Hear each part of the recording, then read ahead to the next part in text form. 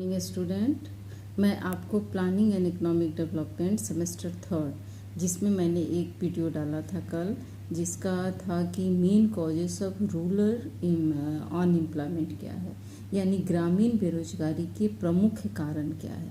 और आज मैं आपको बता रही हूँ कि ग्रामीण बेरोजगारी के दूर करने के उपाय क्या है। तो कल मैं जो बताई थी उसको थोड़ा रिवीजन कर दें कि ग्रामीण बेरोजगारी के मुख्य कारण क्या होते हैं। तो बेरोजगारी का मुख्य कारण क्या है? बेरोजगारी का सबसे मुख्य कारण ये होता है कि जनसंख्या में वृद्धि है, यानी जनसंख्या में हमारा इतनी जनसंख्या बढ़ती जा रही है कि उस जनसंख्या को कंट्रोल करना हमारे लिए बहुत कठिन है।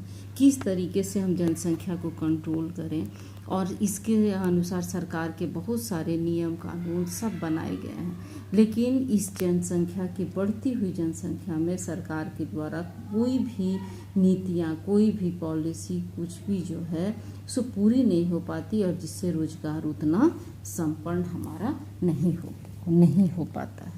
तो ये सबसे मेन है कि हम किस तरीके से रोजगार को बढ़ावा दें, यानी जनसंख्या की वृद्धि को किस तरीके से रोकें ताकि हम रोजगार सभी को दे पाएँ।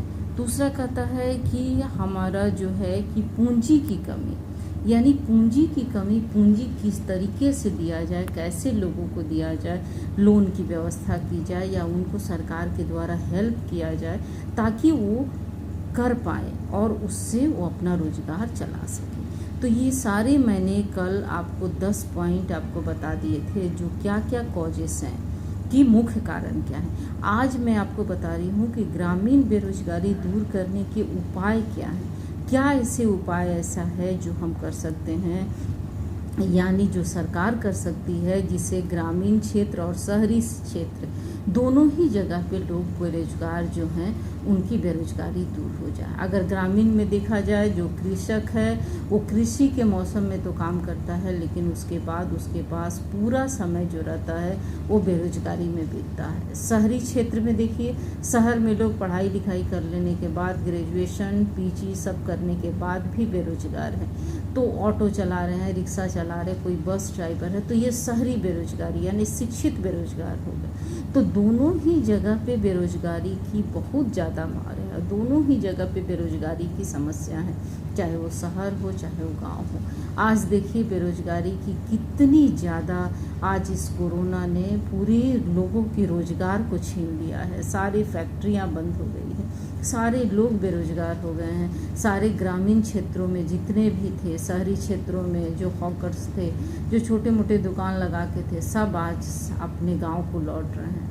लेकिन वो गांव को लौट रहे हैं, लेकिन गांव में उन्हें क्या मिलेगा? गांव में फिर वो बेरोजगार हो जाएंगे, और फिर वो बेरोजगारी, एक रोजगार के लिए ही वे शहर को गए थे, और आज फिर शहर से बेरोजगार होकर ही लौट रहे हैं, आज रोजगार होकर लौट नहीं रहे हैं।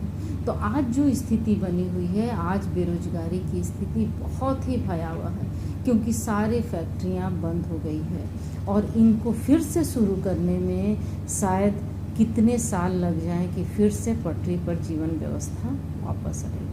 तो देखिए बेरोजगारी दूर करने के क्या क्या कारण हैं, मैं इसमें बता रही हूँ कि जनसंख्या वृद्धि पर प्रभावपूर्ण नियंत्रण, यानी सबसे पहला है कि आप जनसंख्या वृद्धि को रोकें। अगर जनसंख्या वृद्धि इसी तरह से बढ़ती गई तो आज हमारे देश में आज 130 करोड़ जनता जो है हमारे देश में, उन लोगों के लिए पर्याप्त आज रोजगार, भोजन, पानी की व्यवस्था नहीं हो पा रही है। तो कल को अगर और जनसंख्या बढ़ गई तो हम किस तरीके से उनको रोजगार दे पाएंगे। तो हमारा सबसे पहला है कि हम अपनी जनसंख्या वृद्धि को कंट्रोल करें। हमारे दो जो सरकार ने नियम दिया था उसको करें। बहुत सारे ऐसे शिक्षित परिवार हैं जो 1 या 2 बच्चों के अलावा नहीं रखते, क्योंकि आज एजुकेशन इतना महंगा है, आज परवरिश इतनी महंगी है कि हम नहीं कर पाएंगे। लेकिन ग्रामीण क्षेत्रों में लोगों को शिक्षा का अभाव और ये सब के अभाव के चलते उनकी जनसंख्या जो है वो कंट्रोल नहीं हो पाती है, और जनसंख्या कंट्रोल नहीं हो पाती है तो उन लोगों के लिए पर्याप्त मात्रा में हमारा रोजगार भी संभव नहीं हो पाता। दूसरा कहता है कि श्रम प्रधान कार्यों का तेजी से विस्तार करना। अगर सरकार कोई फैक्ट्री डालती है, मनरेगा में लोगों को रखती है, कुछ कंस्ट्रक्शन का काम होता है, बिल्डिंग बनते हैं, कहीं आपका पुल बन रहा है, रोड बन रहा है, कुछ भी कंस्ट्रक्शन का काम चलेगा तभी लोगों को रोज़गार मिलेगा। जो पूरी तरह से मजदूरी पे लोग हैं, जो शिक्षित नहीं है, वो पूरी तरह से मजदूरी करके ही अपने को सर्वाइव करते हैं। तो उन लोगों के लिए जब तक आप किसी भवन का निर्माण नहीं कराएंगे तो उनको कहाँ से रोजगार मिलेगा। उसके बाद है लघु और कुटीर उद्योगों का तेजी से विकास करना। लघु और कुटीर उद्योगों का भी विकास बहुत जरूरी है। किस तरीके से छोटे उद्योगों को बढ़ावा दिया जाए। छोटे उद्योग जो अगरबत्ती बनाते हैं, रुई की बत्ती बनाते हैं, छोटे छोटे चीज़ों के लिए जो बनाते हैं, गुड़ बना रहे हैं, तो ये सब चीज़ जो होता है सो लघु और कुटीर उद्योग के अंतर्गत आता है।